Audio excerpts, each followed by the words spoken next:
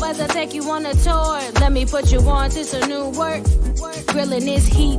I got the word on the street. Take heed, introduce you to some brand new things. Food for the soul, till you gotta blow. Food worth forking, take it on the go. In tune, serving it up on the road. Tell you all about it on the special. This here's something you don't wanna miss. Hit you every week with a new dish. What's up, everybody? Welcome to another episode, the first episode of a new season of Food Worth Forking. I am so excited to be here tonight. It has been a while. It has definitely been a while. I have taken a break. I needed to kind of take a break, circle back, figure out what's new, what can happen new with Food Worth Forking. And here we are. It is the last Wednesday of February. Can you believe it? Like January, February, gone. The top of the year.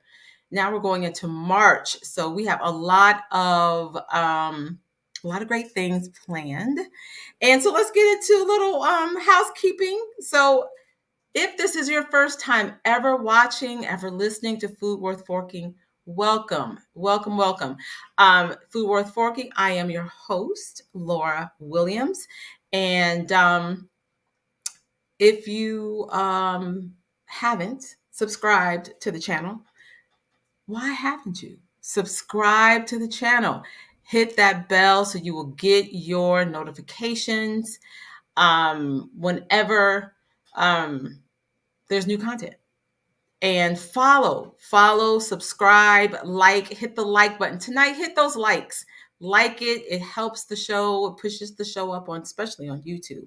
And again, first time watching, Food Worth Forking is all about food, dating, and lifestyle. So food, all things culinary, because food is what brings us all together. And it's a great centerpiece for all conversations, right? Dating. How are we dating after 40? Like, where are we going to meet people? Are you truly making yourself available to date, to be out? And lifestyle. What is happening in the world around us? What's affecting us in a good way or a challenging way? What is worth forking, right? So again, subscribe, people, subscribe. So tonight I want to do things a little bit different. We want to talk about trending, forking trends. What is trending in food and dating and life? And since this is this February is leap year, right? So if you haven't, Google it, see what companies and restaurants are doing deals, especially tomorrow, the 29th, for leap year. So example, if you are a Chipotle fan, right? Chipotle is giving away free guacamole with your order. So go in there, you want to order guacamole on your bowl or on your burrito. They're like, the guac is on me. Because you know what? Chipotle's guac, they want to charge a lot of money for that guacamole. They do. So if you want to have Chipotle for lunch tomorrow or dinner, go in your local Chipotle and get yourself some guac on them for the 29th. Also, if your birthday happens to fall on leap day, you can snag a dozen free original glazed donuts at Krispy Kreme. Krispy Kreme is always giving a sale or something special. I've noticed that, and I love a good Krispy Kreme. I do, but okay. So if it's your birthday, they will give you a free dozen, of their original glazed donuts. And even if you don't have a leap day birthday, you can still get a sweet deal on a dozen original glazed donuts for just $2.29. Get it? $2.29 when you purchase any regularly priced dozen. So you buy a dozen and then you get your second dozen for $2.29. Also, Wendy's is doing something special. Wendy's only tomorrow, the 29th. is giving guests the chance to try their breakfast. They have this new breakfast product, I guess I'll say, a Cinnabon pull apart. So I haven't tried it. I don't know what it is. But if you go tomorrow for breakfast, only during the breakfast rush hour or breakfast hours, they're giving away their Cinnabon pull apart for free. It's only available during breakfast hours, like I said, and then also while supplies last. So go there, get there early if you want to get you some. A Cinnabon pull away for free. I have to look that up and see what that's about. But who doesn't like a good cinnamon? Who doesn't, right? What's happening in this? Hey, Verna. Verna says hi. We're in the comments. Hey, Verna, what's up? Thanks for joining tonight. Thanks for joining tonight. Thanks for joining this evening. We're going to have a good time. Also, since we're talking about what's trending, I just have to say for the record, normally I don't kind of tap in this space, but I don't know how many of you have heard about Cam Newton, the football player. He was a quarterback or is a quarterback. I think he's a free agent. But I just want to say, people, we must do better. Now, supposedly, they were this is a kids event, kind of, I guess, some kind of sporting event for kids, and parents are there and adults are there. And this is like a program or an event that happens every year. And as we all know, if you follow football or even if you follow Cam Newton, he's a talker and he always has something to say. So you just go with it or not, but is it really worth fighting? Was it necessary for the grown-up coaches to try to attack him? There were seven grown men to one grown football player who is huge and is like a walking muscle. But then the 7 men get beat up. Y'all should know better. Y'all should know better. One, we just shouldn't be fighting. We're too grown for this. And why are y'all fighting at a kids event? Why are you jumping a grown up? Because he's talking too much. Y'all need to get over yourselves. We need to get over ourselves and stop. But really, if you have a chance to go and look up the Cam Newton video that has gone viral, he literally beat up 7 of the men. They attacked him and he actually had one like under his arm. I was like, what? Well, wait, what is happening? Shame on y'all. Y'all thought wrong on that one. That was not smart. But also know we need to do better. We need to be better. We need to do better and set better example for our children. Because did y'all not? And his hat didn't come off. Let me tell you, he had a hat on and that man's hat did not come off. And he took on 7 other men. Shame on y'all. Shame on y'all. Now it's on tape. Now you got to live with that. But back to, we need to do better. Seriously.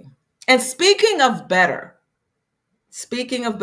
we're about to get into, and we're about to get into tonight's guest.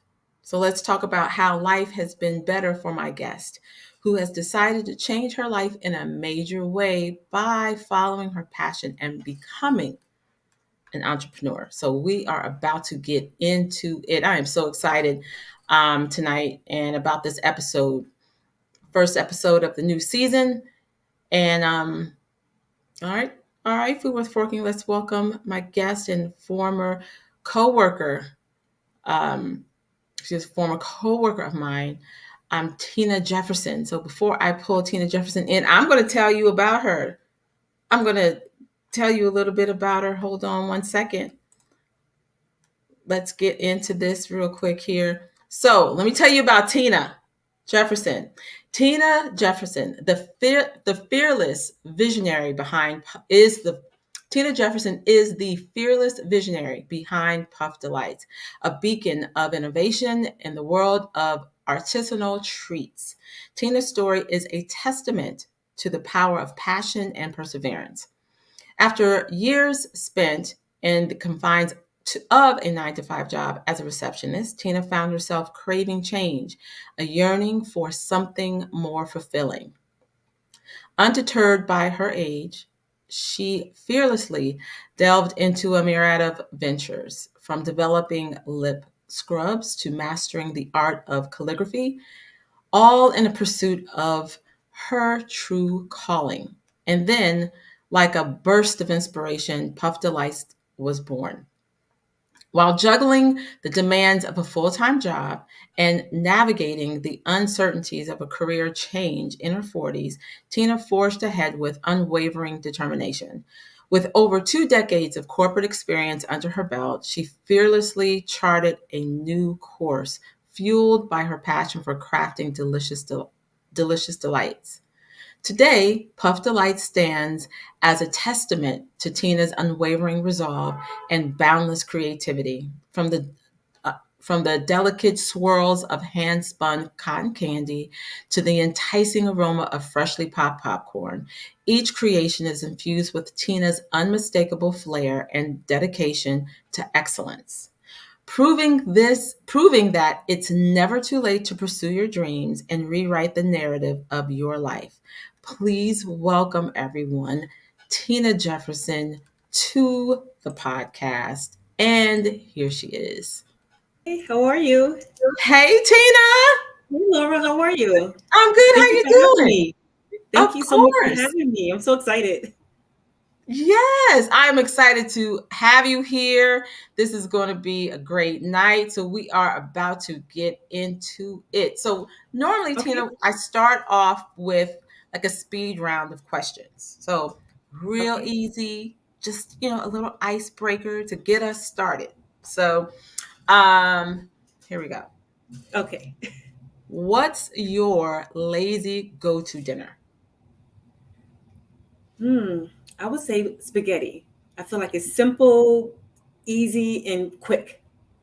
Well, that sounds yum. That sounds yum. Okay, name a 4 letter word that starts with the letter P. Oh, a four-letter word. So the What's the name of letter your company? P. I, I was thinking like I don't know, point. Puff, girl, puff. Puff Yes, delight, puff. yes, that too. Uh, okay, what's one subject you would like to learn more about? I would love to learn more about math. I've Math? never been good at that subject, but I would love to learn a little bit more about that. I really would. Okay, I'm with it. I'm with it. Good, because you got to count that money. Yes, You got to count that money you're making. that's What? right. Okay. Favorite vacation, beach vacay or a winter vacay on the slopes? Oh, definitely beach vacay. Absolutely the Beach vacay. beach. Okay. Who is your hero or shero? You know what? I would say my mom Nice. because she has always backed me up in like pretty much everything that I've done in my life. So I would say definitely my mom. Awesome. Awesome. Yeah, easy that was. So, Tina, I know you because we've worked together. That's how this is even possible tonight. That we worked in corporate America together, Right. and took you bet on yourself. So that's one of the reasons why I said, what can I call tonight's the title of tonight's episode, and it was like all bets on me because you really I love truly that. bet on yourself, and regardless of what anyone said about your journey and just making a pivot and you know taking that leap. Share with us the conception of Puff Delights. Where did the idea come from? How did Mhm. you even get started? What inspired you to to start and to make that, to begin that journey of change? Well, personally, like I've always been a creative person and I've always wanted to have that drive for more. And as you know, I've had several other businesses, whether it was making lip scrubs, me doing calligraphy, me doing wedding dresses. And in itself, those things were fun and it made me a little bit money or what have you. And I Mm-hmm. did enjoy all of them in different aspects of my life. But that wasn't, I wouldn't say like my true calling or my passion. I would honestly say maybe it was like a hobby at the time. So I'm Okay. always trying to think of like what can I create more or think outside the box, you know? And one day, I don't know, I don't know if I came across something, but you know, as you know, when you think of like carnival, you think of like cotton candy, popcorn, or what have you. And I said to myself, cotton candy seems fun because I wanted to think of something or do something that was not only make me money, but at the same time be fun. Because Mm-hmm. one thing someone told me that if you always think about money, you're not going to be successful. Even though we know money is important, but you got to have Right. a drive or a passion for it. Right. So I said, okay, you know what? Why not start something with cotton candy? Who doesn't like cotton candy? But I wanted to do something more than just create cotton candy because when you go to the carnivals, I know when I was a kid, it was Yep. always like the pink or the blue. That's it. Yep. And there was a lot of like, I mean, we know it's made out of sugar, but for me, I wanted to do something with a little twist, something a little different. So I have a lot of food allergies, as some people know. Like I can't have a lot of things. And I feel like this generation, you know, we do have a lot of people that have allergies, where it's whether weed or what have you. Yeah. Um, so I wanted to do something, create cotton candy where I'm using like organic sugar. You know, yes, it's still sugar, but it's also Mm-hmm. refined. So I started with cotton candy. And in the beginning, I'm not gonna lie, it was kind of slow, you know, and I'm like, okay, was this a good idea? Yeah. You know, I'm not sure about this, but it stuck, you know, and like I said, it didn't happen overnight. Of course, over the years, it started to grow. But Yeah. then I started adding on to the puff delights or cotton candy venture of mine, where the next thing was, what can I do? What can else can I do besides cotton candy? Where people will always want to like book me because maybe not everybody want cotton candy, but Okay. I decided, hey, you know what? Let me add popcorn. Then a few months later, I added something else because I always want to be, I feel like us New Yorkers, we're not like limited to a box. We like variety of things. I know I do, especially with a Yes. person like myself that have a lot of allergies. I like a variety of things where I can choose what I want. So I want to give people not only quote a little healthier things, but also options. And that's where Puff Delights started from. That's awesome. It's awesome. You mentioned even earlier, even when we did the speed round questions, you said your mom was a supporter of you, um and having that support, and how you just kind of really, you have been your driving force. Um Tell us about the support system you relied on during this transition period, and how important it was to have that support, because doing this and being, doing something on your own, and we're talking about a business, Right. it's also a little scary. So what was your support system like? Well, like I said, my mom was my biggest supporter because sometimes, you can be your own cheerleader, but sometimes you do need that extra person or people to push you, Yes. because I'm not going to lie, I have my days where I'm like, why am I even doing this? I have a full time job, you know, and, coming from, especially like my parents, their generation, it's like, stay at the job until you retire, Yes. and, I did have some family members, with that, mindset, which is nothing wrong with it because that's what they're used to, stay until you retire. Like, what are you doing? Like, what is this that you trying to create? No, does that even make any sense? But my mom was like, Tina, I know you. And one of her favorite lines is like, she would tell me, you're a go-getter, Mm-hmm. like I Mm-hmm. said, it hasn't been, easy. I had some hurdles along the way, but she would just be like, you know what, you can do it, believe in yourself. Even when I had my days where I'm like, is this really okay? Maybe I'm wasting my time. I already have a full-time job. It's steady. I can rely on it. But these days, can you really, Yeah. And I wanted to create something that, like I said, was fun and that I'm going to enjoy, because even though the 9 to 5, yes, at the time it's reliable, I'm getting a paycheck, but that wasn't my passion. My heart wasn't really 100% there. So my mother, she encouraged me, and even my sister, she definitely was my biggest supporter too, you know. And then even like recently, my dad, he even said to me, I was like, oh my gosh, he was like, I'm proud of you. So I was like, what? Oh my goodness. Because he was like one of the main people that were like, don't leave your job. But then he saw me, like, I Yeah. guess, hustling, doing my thing, and seeing that I really enjoyed what I was doing. And he just like, okay, you know what? I have nothing else to say. You're doing it. That's it. That's So, wonderful. That's wonderful. What strategies did you use? I mean, what were your strategies did you use to stay motivated, focused especially during the early stages of right. building your business? Well, you know what? One of the things that, like, when I'm my downtime, or when I got kind of sad, or questioned whether I'm on the right track, I did follow other like-minded entrepreneurs like myself. And so, when I had my days where I'm a little down, I would look at their page, and either they would say a quote or they say something motivational. And I'm like, wow, okay, I can do this. I can do this. If they can do it, I can do it. And that's one of my favorite lines to this day. Mhm. If they can do it, why can't I?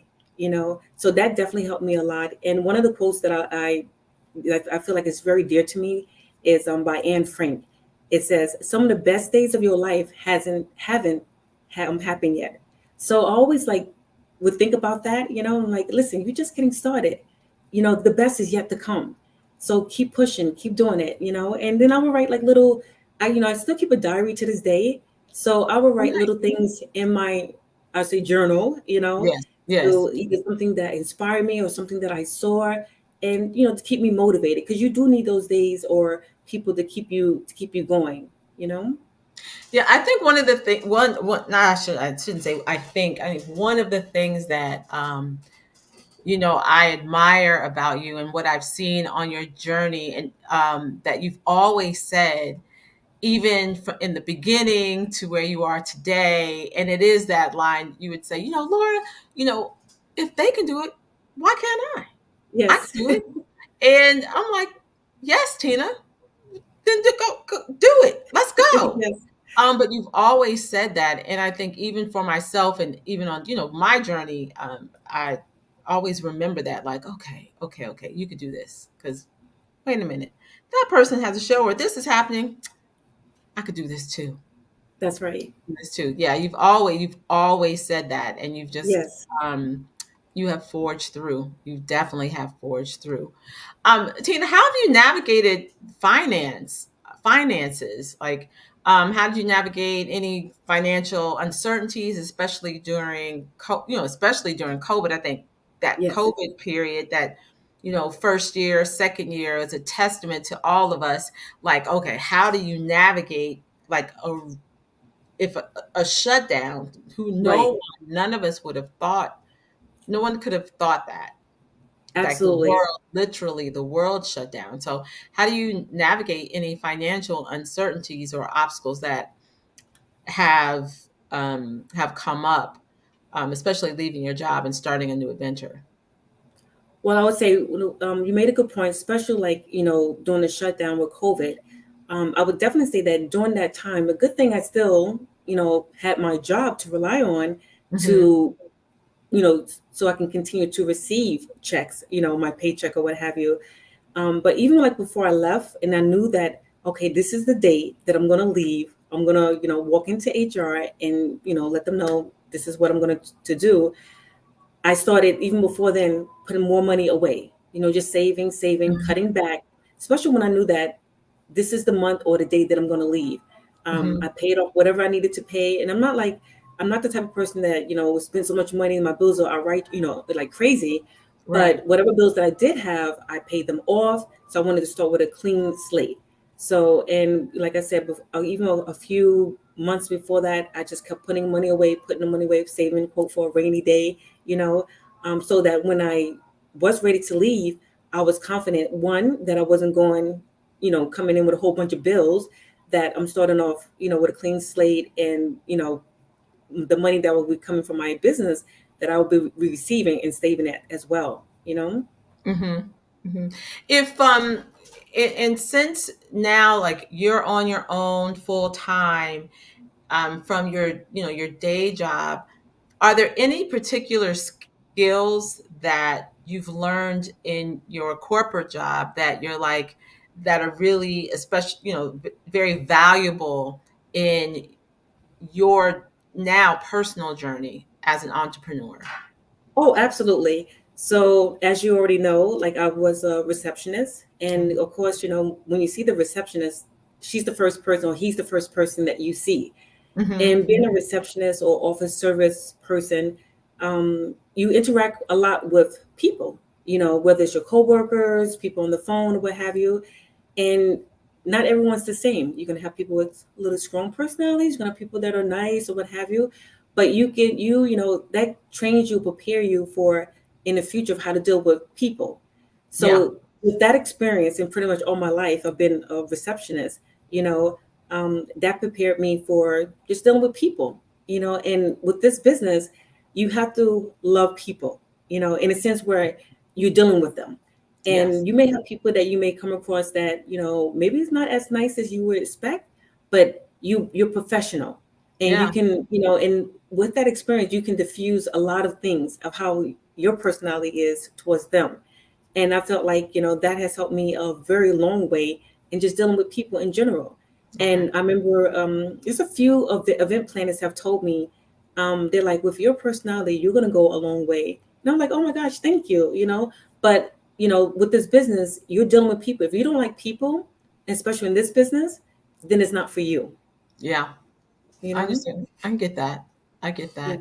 Um, and now being, a couple of years in hindsight, what advice would you give to other women, particularly Black women, who are considering either a similar career or really just considering a shift, a pivot later, Well, as I especially mentioned, being at this point in our lives, yes. later in life? Well, as I mentioned before, of course, my favorite line is, if they can do it, so can you. So, you know what? You can do it. And they probably heard that so many times, but you can. It's not going to happen overnight. Most things don't. And just know that it's going to take some time, but be patient with yourself. Don't be so hard on yourself. And surround yourself with people that's going to encourage you, that's going to motivate you. Hmm. And even the people that may not even quote motivate you or encourage you, don't discourage. Use that negative energy to inspire you, to push you to do more. When they say, like, even when people today, if they say, "No, I don't think you can do that, Tina," and then my response in my head, I'm like, "Oh yeah, watch me." So, Right? so let that motivate you and be like, you know what? It's not even just to quote show them, but show yourself that you can do it. It's going to Yeah. take some time or whatever, but you got this. You got this. I And love that's my it. advice to them. I love it. I love it.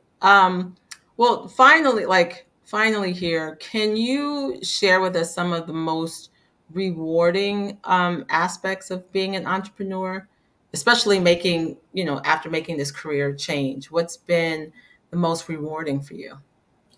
You know what? I would say the most rewarding for me, honestly, is one, flexible time. So, I have more time to do what I want to do. And I'm not, rushing to go to, let's say, a 9 to 5, and it's like the hustle and the bustle. If I decide I don't want to do an event or whatever, that's my choice. So I have the choice to do that, and I have more freedom for me. And with this extra time that I have, I'm doing a little bit extra things that I probably didn't get a chance to do as when I was working full time, that I Okay. have more time now. And I'm using the time that I have now to pursue two new businesses. I'm not 100% in yet, but I'm slowly learning them. But this extra time is allowing me to start more businesses Okay. so that in the future I have other things to look forward to. I love it. Tina, what inspires you? Like what keeps you going? What's that driving force? What inspires you daily or just in your life? You know what? People inspire me. People who are go getters, who are creative, who are positive, they inspire me. Things in life, when I see, like even like the other day I was out, I believe it was like 60 degrees. And I said to myself, this is such a beautiful day. And I was like, I mean, so happy. Oh, Like the weather yeah. just changes your whole mood too, you know? So I'm like, oh, you know what I'm gonna do today? I'm gonna do X, Y, and Z. I mean, just different things like, scenery, people that are like just about their business. That inspires me. So if I'm down or if I'm having not such a good day, I look at Mm-hmm. and I'm watching them like, you know what? Okay, I got this. I can do this. I can do this. They're doing it. I can do it too. Yes, I got this. Oh, Just that different things. yeah, it just that line just applies to almost any and everything, depending Yes. on the moment or the situation. You're like, okay, let's go. I could do it. Yes. I love it. Yes. That was great. That was Thank great. you. Well, I am hoping that you can stick around for a little bit longer so you'll be my co-host tonight. We can get into this Nice. next segment. I will. Thank you. Yeah, so listen, everyone, if you have the opportunity, you can find um, Tina's website is puffdelights.com. She's Yes. on IG, Facebook as Puff Delights, regular spelling. Yeah. So we are about to get into this second segment. Oh, and if you have any questions, please put them in the comments so we can ask Tina. That is fine. So if you have questions about what she's doing or any questions you have for her, please put them in the comments. Thank you, thank you, thank you. And in the meantime, we're about to get into the next segment, which is in between the bites. In between the bites. Yes, here we go. So hold on, there's a comment here. Hey, what's up, Toby? What's up, everybody? So in between the bites. So Tina, in between the Yes. bites, and everyone watching and listening is just what's happening out here in the world around us. And so, since we are at the end of Black History Month, I thought it would be, you know, great to talk about someone who I discovered that I didn't know about. And I thought this was really cool. And her name is Lena Richardson. So, let me tell you all about Lena Richardson. She was born in 1892 in Louisiana, rose to as a culinary, and she was a culinary pioneer despite facing racial barriers. After honing her skills in cooking schools in New Orleans and Boston, she launched her own catering business and cooking school while also working as a cook at prestigious establishments like the Orleans Club. In 1939, she self published her first cookbook, which gained wide recognition when reissued, and even wider recognition when it was reissued by Houghton Mifflin as the New Orleans Cookbook. This catapulted her into a series of successful ventures, including becoming head chef at New York's Bird and Bottle Inn, opening her own restaurant and starting a frozen food business. In 1949, she made history as the first Black woman to host a televised cooking show, Lena Richards' New Orleans Cookbook. That was the name of the show, which aired on WDSU. Despite airing for only a brief period of time from 1949 to 1950, Lena Richards' cooking show left a huge mark on Black history and in Black history. The groundbreaking program featured Richard and her assistant, Mary Matthews, sharing recipes from her cookbook with viewers twice a week. So this show was on twice a week. This milestone not only showcased Richard's culinary expertise, but also paved the way for future generations of Black chefs and television personalities, highlighting her enduring legacy as a trailblazer in the culinary world. I had no idea Wow. about who she was. Um, and I just thought that was a great find. And to know that at a time such as, talking about the 1940s, 1950s, to know that there was, a Black person, a Black woman who had a cooking show, and that show came on twice a week. That's amazing. Pretty amazing. So Yeah. look her up, Lena Richards. Lena Richards. Love that. Love that. Next up, we are about to get into some delicious bites, folks. Delicious bites. So this week up, I've talked about them before. You've seen them. Clinton Street. Look on my one side. You make me give number. Me no feel look and pass. She give me eye contact. Oh baby Jack, come on. Oh baby Jack, give me this your love. Me I go show you love as long as you. Let me tell you about Clinton Street Baking Company. If you haven't been, you gotta go. It is not only for breakfast, but it's breakfast, it's brunch, and it's dinner. Absolutely delicious. It's known for their pancakes, their blueberry pancakes, and their maple butter syrup. It's ridiculous. It's ridiculous. Their fried chicken is so good. So everything is good. If you haven't been, make it happen. Go check it out. Check it out. And next up is time for, let's get in here. It is, hold on, sensual food facts. Sensual food facts. So each week there's a sensual food fact that I discuss, and it is like an aphrodisiac. So what foods are out here and what foods are good or great for the libido. So let me get in here with, did y'all know spinach? Spinach. Yes, spinach. 3 essential ingredients help spinach become a number 1 aphrodisiac. Vitamin B6, folic acid, and zinc all increase the production of sex hormones and sex drive. Interesting. Spinach. Now that is food worth forking. What say you all out here? Yeah. Oh, you're talking about Clinton Street Baking Company. Yes, try it. But y'all need to get y'all some spinach. I'm just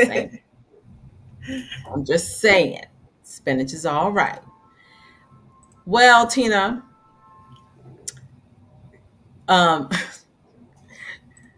Sean says, finna get my Popeye on. Yes. Yeah. Oh, okay. Love it.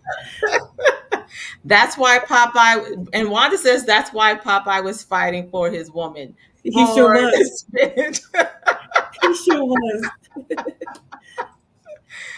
Oh, that's funny. That is so funny. So next up is, we're coming to the end, and it is all about what? Smash or pass. Smash or pass. All right, Tina, this is what happens. I am going to show you different meals, different things, and you will decide if would you smash it or would you pass? Mm-hmm. What say you? Okay. So, and because it's also Black History Month, y'all know I'm trying to see what's first up. Y'all come on in close and check out these pound cake guts. Crunchy on top, soft and gooey in the middle, and provides the right amount of sweetness just like a good pound cake should. You guys asked for the recipe, so here goes. 3 cups of flour sifted together. Don't mind my cake sifter, she's good and seasoned. 5 large eggs, 2.5 cups of sugar, 1.5 sticks or 1.5 cups of butter, real vanilla extract, and 1 cup of buttermilk. A quick tip that I do, I combine equal parts all-purpose and cake flour sifted together, and that provides me with the perfect pound cake texture. That's a good tip now. You guys check out my video on the pan baking spray to provide you with that perfect release. Spray that bundt pan. I only use Nordic Ware. That's my preference. Make sure it's good and greased. You're going to pour your cake batter in there. You're going to tap it on the counter. You're going to put it in the oven at 325 for an hour, hour and 15 minutes. We all know that each oven varies, right? Check that temperature of that cake. This thermometer came out red. She is ready, and here are the results.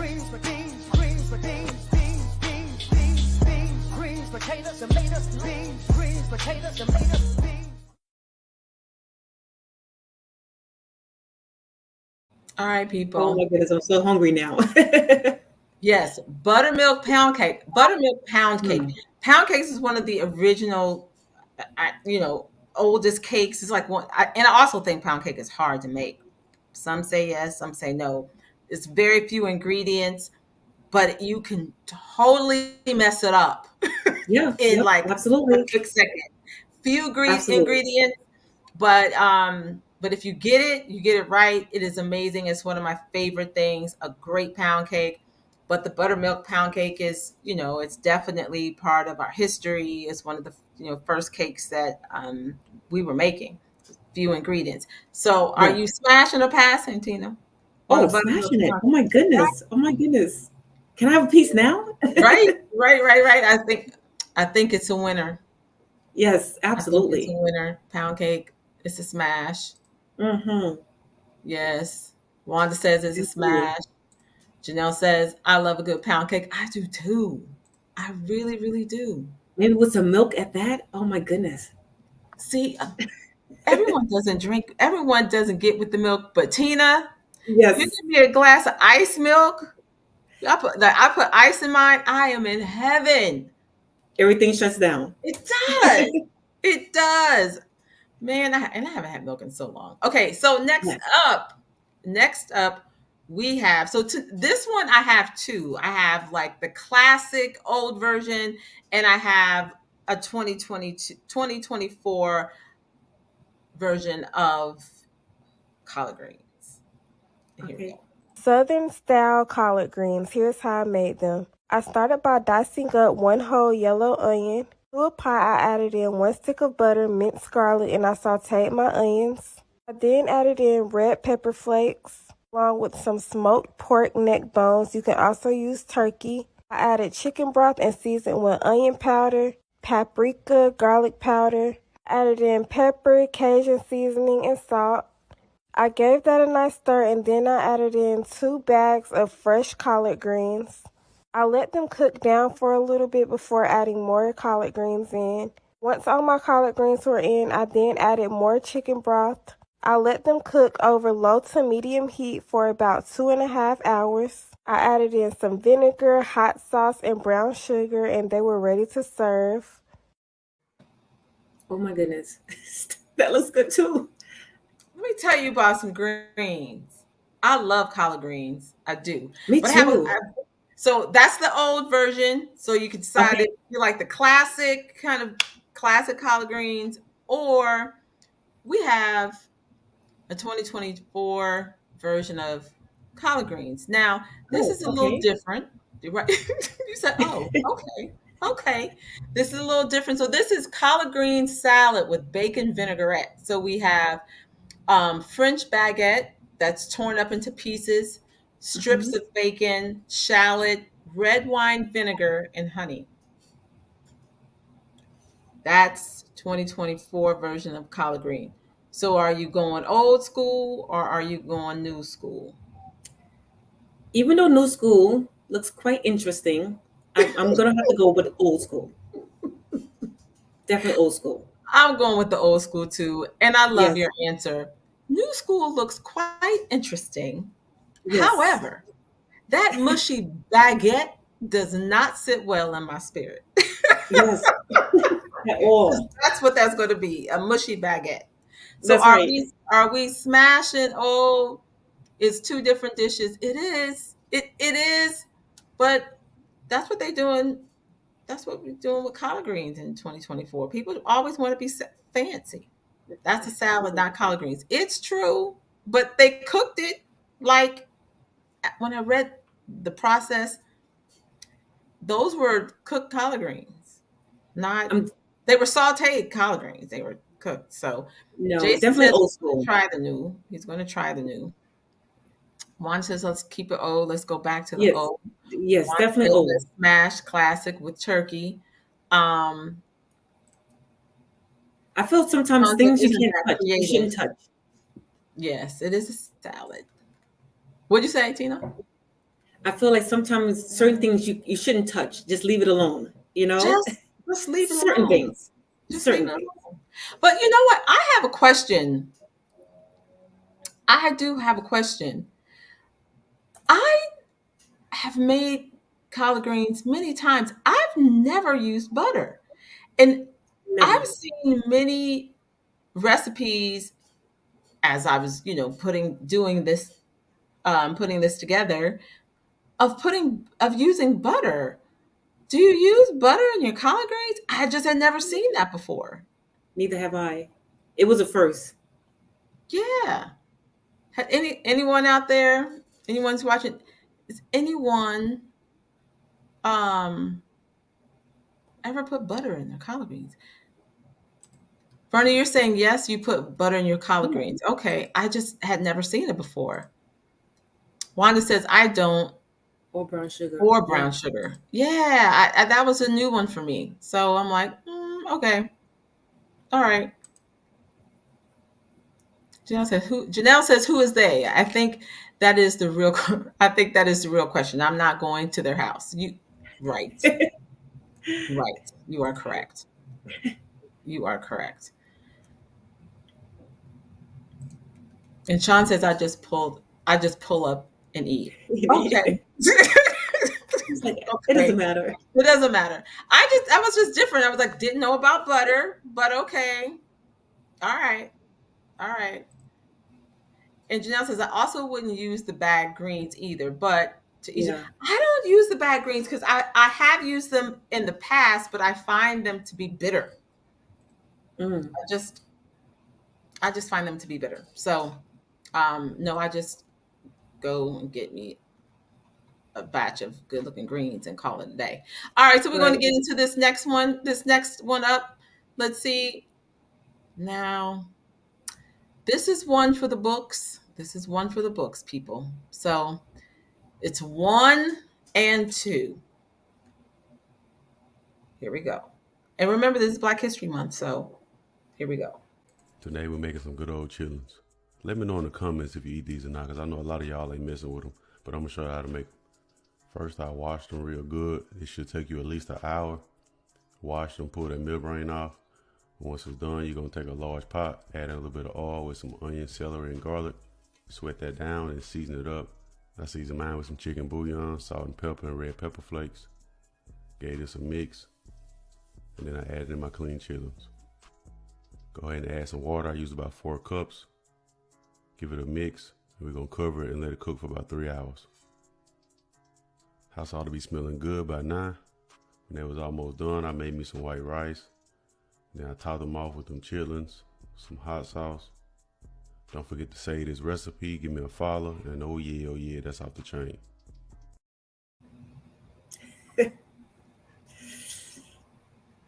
I'm gonna have to pass. When I was growing up, my dad, he's from the South, and he would constantly make chitlins.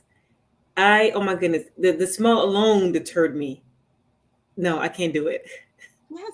And you are right. People do also call it, it's a real thing, chitterlings. Yes, There is chitterlings and chitlins. yes, Same thing. But that same thing, is a same thing. thing. That is a word. What y'all say? Every pass. Yes, Y'all pass. passing. Pass. Had hard no on the chitlins. I know, Yes, but I must say he did make them look good, and at he least I did. knew they were clean because when he poured the water in, that water was clear. Yes, That water was clear. He said had the house smelling good. I beg to differ. I totally beg to differ, but yes. okay, okay, it's fine. But the next up is chitlins part 2. Oh boy. And this person I just had to share because this is when we talk about not going to someone's home, you kind of like, I probably wouldn't, since you're sharing this information with me. Would not sure what I'd indulge in, but Yes. that's just me. And here we go. I like to buy the chitlins in the red bucket. Take them loose. Drain this water out right here because we don't want that water right there. And we was all sitting down eating, and I kept wondering why them chitlins kept having look like clabbered milk, a lot of it, right? So my family then was all sitting down, we was watching the Dallas game, and they said, "Deborah, how long it took you to clean them chitlins?" I said, "What you mean, clean chitlins?" I said, I ain't clean no chitlins. I just took and put them in a pot. Boy, everybody must have died. Back then, they didn't have this here in the bucket. They had it come in a plastic bag, had guts, boo-boo, everything all in it and stuff. And I kept wondering why I keep dipping out of all this stuff, all out them chitlins. And it was white stuff coming all out of it. And I kept saying to myself, why in the devil all this stuff right here coming all out? And that's what it was. It was boo-boo. I didn't know. I didn't know what was that in there. And I just took it with a grain of salt. Everybody was good. After then, I learned how to clean chitlins. Oh, no. Janelle says, this is why I don't do potlucks at work. This is why. Right? Her. Why would you, have you never had chitlins? You just decided that you were going to go ahead and cook? I'm going to try it and not find out the information that's needed? See, because of that one time. Yes. I'm pretty good to never go, I made a cake. Oh, honey, no, it's okay. I don't do sweets. Like, I wouldn't have anything that she made. Nothing. Right. Nothing. Because she said she got them in a bucket and it was like, oh, it's good. What? No, you got to clean it. What? That actually Hard broke my pass. heart. That was heartbreaking. Because we're gonna eat yours again? No. No. So sad. So sad. But no. Yes, hard pass. Right? Now I have one to kind of recover from the chitlins. We're going to recover from chitlins. That's it. It's all good. I'm with this one. Where is it? And let's make it happen. There's nothing like a good old cinnamon roll. I made cinnamon rolls today. I usually never bake. Excuse the mess I made. I'll show you how I made them. Melt a little butter, add milk and some sugar, then active dry yeast. And when it bubble, I think it's ready. Oh, no. Add the eggs and flour. No. Let it sit an hour. It'll double up in size. Double. And then I roll it out with a bottle of wine. Cause I don't have a rolling pin. Ooh. And then I mix like brown sugar with cinnamon. And sprinkle on top of the butter. Ooh. Rapper Chef made it. After I roll it, I'ma need dental floss, but I'm not flossing. Got some cream cheese, powder, sugar, and milk. That's for the frosting. Put the oven on 350, but wait, yeah, let me caution. Gotta cover them for the first 15 minutes so they don't get too brown and out of. Ooh, Let me tell you, he's one of my favorite people on social media. I crack up every time I see He's him. having fun. He's having a good time, and he's making great recipes. Mm-hmm. And I love having a good time, and he's making great recipes, and he's like, I'm just using what I have in my kitchen. And those cinnamon rolls look delicious. Look delicious. Yes. Delicious. I love it. Yes. Sean said sounding like JJ Ice. Yep, like JJ Ice Fish on the vocals. Hilarious. And that is a smash. Those cinnamon rolls Definitely smash. are a smash. Absolutely. Smash. I'm smashing the cinnamon rolls for sure. One of my favorite things. One of my favorites. Mm-hmm. Well, Tina, we have come to the end of the evening. Oh, so soon. I was having so much fun. Yes, coming to the end of the evening. So tell everyone how they can find you. What do you have coming up? What events you have coming up? How do they find you? If they want you to do their corporate event, their baby shower, birthday party, how do we find Tina Jefferson and Puff Delights? Well, I'm definitely on Instagram, Puff Delights. That's PUFF like in Frank, and the word delights with an S at the end is all one word. And of course, you can also find me on, online, www.puffdelights.com. I love it.